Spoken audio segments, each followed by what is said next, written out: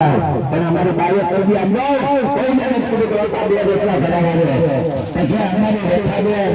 મારા બાપૈયા પછી મારા બાપુભાઈ બાપુ અમારા પરિવારમાં જમાય એનું પર વાગે એની બધાની છેડા લઈ મારી આગત્યાને તો આગત્યાના છે મારી ઈચ્છા તો ઈચ્છા છે મારા બાપૈયા નીકળો એટલે અમારો હરિભદ્ર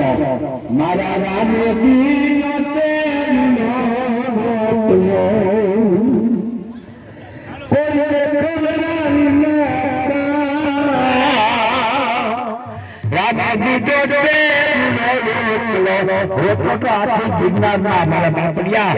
એની મહેરબાની છે